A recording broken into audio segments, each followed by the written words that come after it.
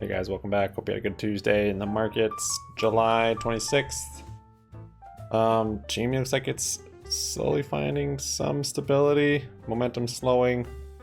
SPY looks like it's setting up for JPOW tomorrow. We're gonna look at both those. Look at options, some cash secured puts. That's right. Starting to go long. Might be early. Sub up, like up, comment down. Happy Money sticks around. We have a Twitter you can follow us on at Happy Money YT, as well as a Discord server. Link for that's in the description. Boom. Yeah, yesterday I pointed out on SPY on the hourly here, set up a head and shoulders, which is bearish, and then as I was like recording the video, I looked at the RSI and I noticed there's a divergence here, which is also bearish. So I kind of assume this bear market rally to really start filling some gaps, and it did. Weeble's like not showing my gaps right now. It did almost fill that 1 to 400. Maybe it fully filled it. Time frame. There it is. So it didn't quite fill the 1 to 401. I kind of assumed it would even maybe come up to 420-ish, mostly just because of the amount of time and because of the divergence we saw on the weekly chart here is weekly, so it's a much longer time frame. And with elections and midterms November, I also kind of anticipated the market rallying into that, which is pretty common. I suppose though, since the market's much more fragile and it's just can't be manipulated quite like that at this point, just because of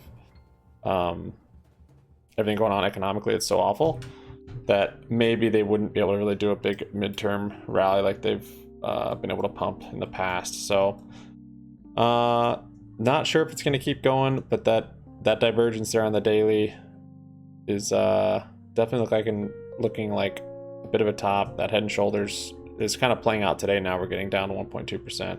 Actually, a SPY put it open. I closed it a little early, but yeah, it ended up being a good play, like 100%. PAL is tomorrow, so that could kind of change the direction, of course, either way.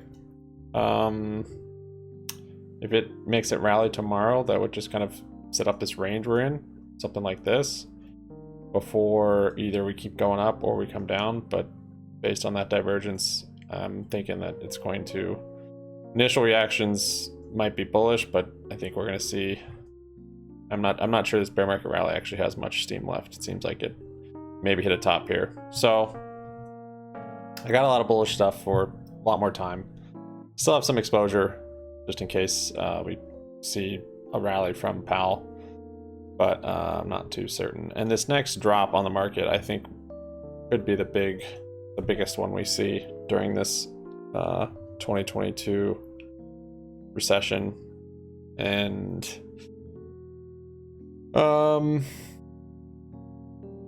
I would say I have a price target for 325, basically the COVID high, just prior to COVID, and at least for the next leg down, and then to see what happens after that.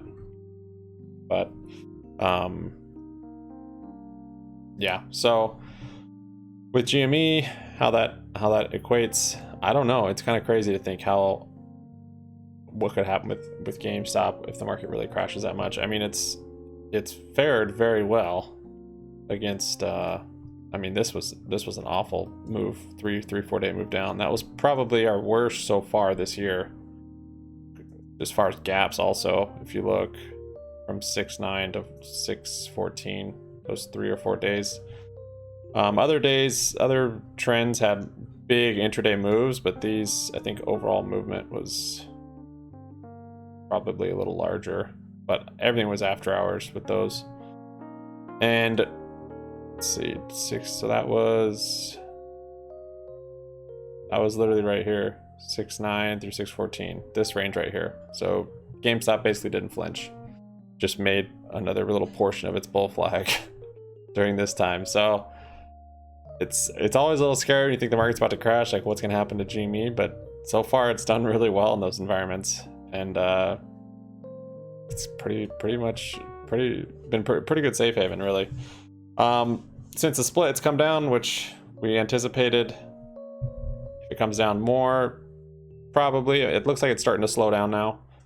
Today's somewhat evident with that smaller body, larger wicks, and then even just the price action. If you look, like yesterday, gap down a little bit, but then each day has kind of been a little less bearish, basically. This one moved down more, a little rally at the end, moved down a little less, little rally, and today it gapped down, but it's kind of been somewhat flat. It's been kind of interesting looking at charts without any moving averages and that sort of thing. Kind of a new perspective. It's nice in a way. But yeah, just looking at it like this, it seems like it's starting to slow down. My hourly at the RSI and that kind of thing are still jacked up from the split, but I would say it's slowing down. So maybe a bit of chop, if not some little bullish days potentially, like we had in here after that drop. And not to say that this is the bottom before a next run, maybe next month for OPEX, but I think it'll probably slow down for a little bit, maybe have a little rally before it makes another leg down. And I could see it retesting that kind of this range in here, this 30, 29 and a half, maybe coming lower depending on the rest of the market. I mean, if the market really has its biggest crash of the year, I don't see why they couldn't bring GME back down closer to these lower 20 levels. But it's just so crazy because this wasn't from a market crash. This wasn't from it following the SPY. Because the worst time in the SPY was right here. So it's really, that's why to me it's such a safe haven, because it's being manipulated and really being propped up, not just by retail, but by these short hedge funds and their position they're stuck in.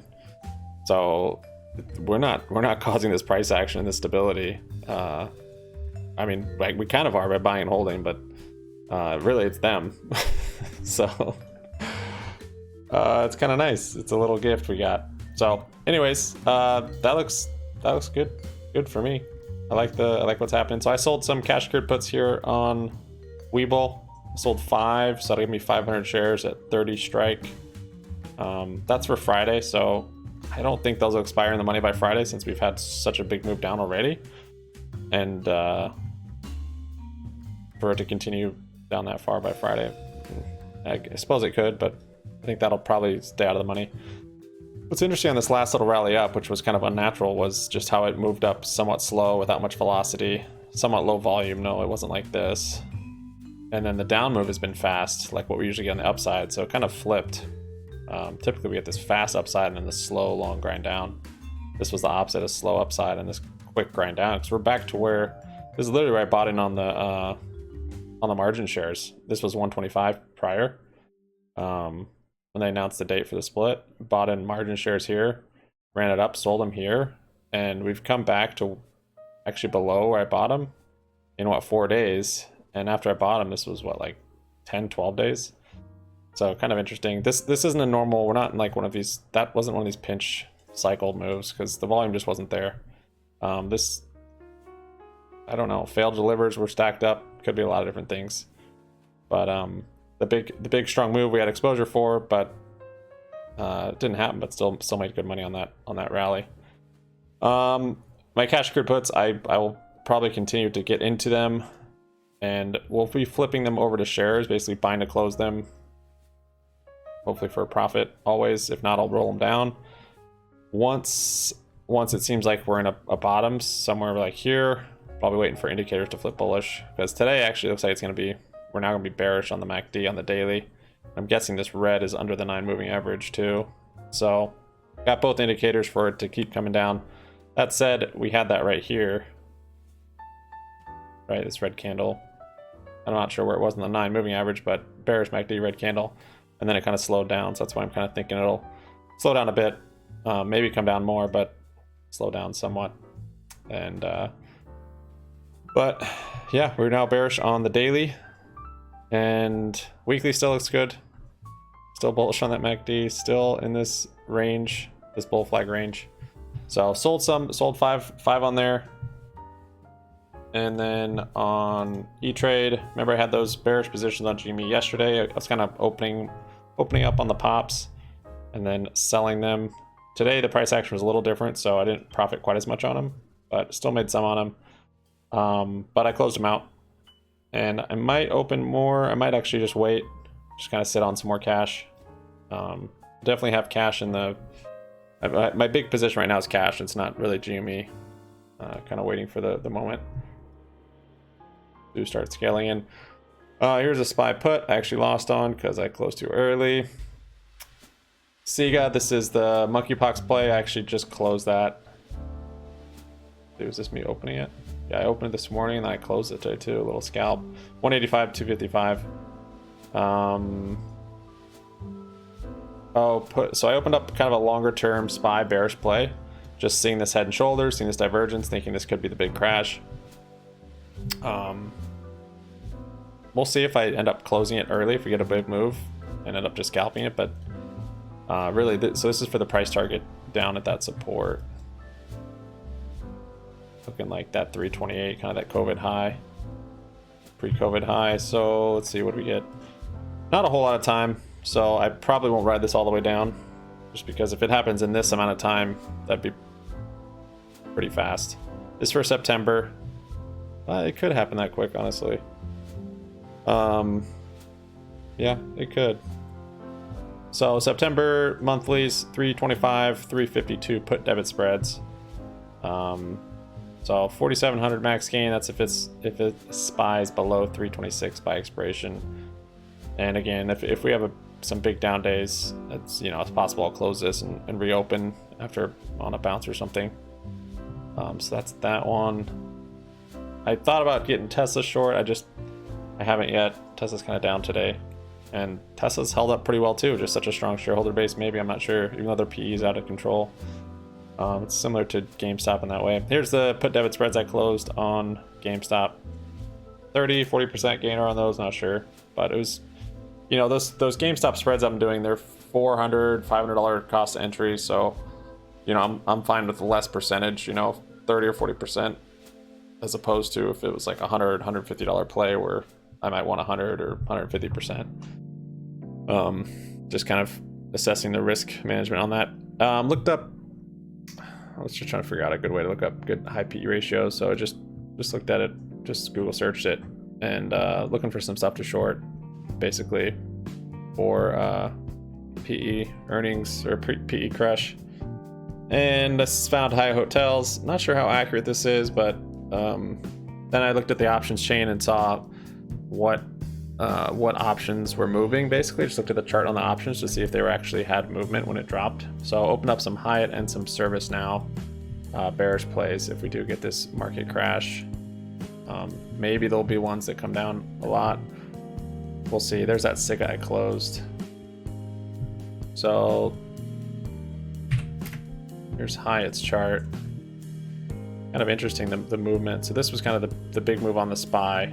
But I wanted to see it moving with SPY, which is one criteria, and then outpacing it. Really, it didn't really outpace it here, but the contracts I got, I'll show you. They're kind of interesting. The highest PE ratio is Li Auto, but this one the contracts weren't really moving at all on it, so I didn't play it. And it's not really moving with the market.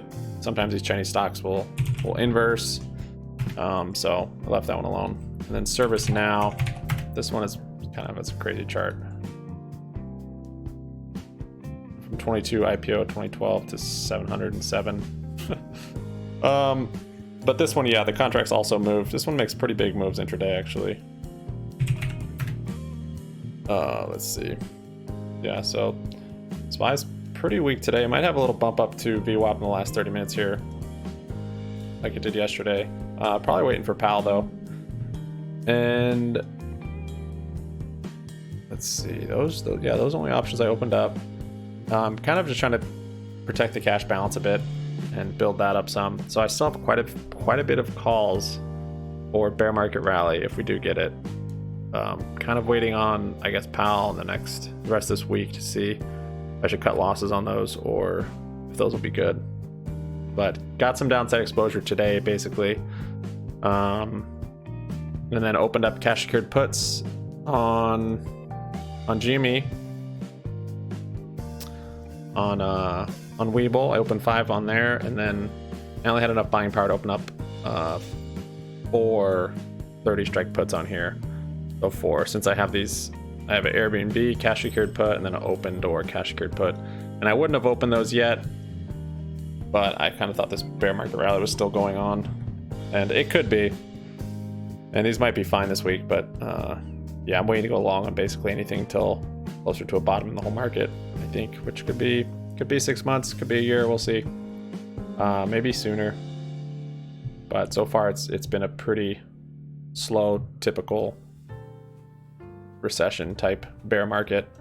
Very similar to a 2008 or 2001. Just haven't had our big crash yet. This one was pretty good, but nothing too crazy yet. So I think we're still in time for that. And the best for those are just naked long calls, not the spreads. But to time it is very difficult. So you could always just be late on it, and once it starts to go, then get into it, I suppose. Not a whole lot of other data. The borrow fee is kind of glitching out a little bit. I guess it bumped back up on iBorrow for some reason. Oh yeah, here's the DD I was showing about the bear market rally. And then this was a Reddit post of someone saying they were trying to tell someone to buy, I won't open it, trying to tell someone to buy GME shares, and it was at like whatever 120, and they said no. And then they told them again, now that's in the 30s, and they said okay, and they explained to them that it's actually more expensive now than where they were, you know, or it was rather, as far as the market cap. And they were like, I don't care. So it's funny how that just the price, and this person was like a doctor and stuff, like well educated, but doesn't matter. The lower share price, people will buy it up.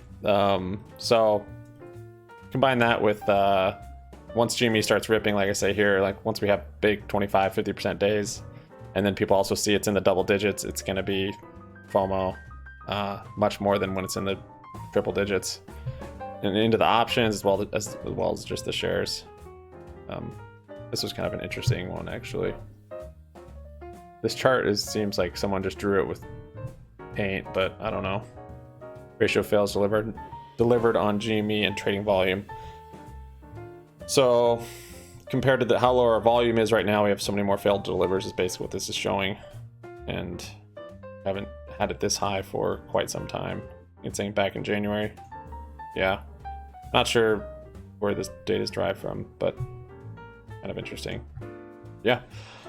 All right, that's what I got for you guys. I will see you on Discord. Peace out.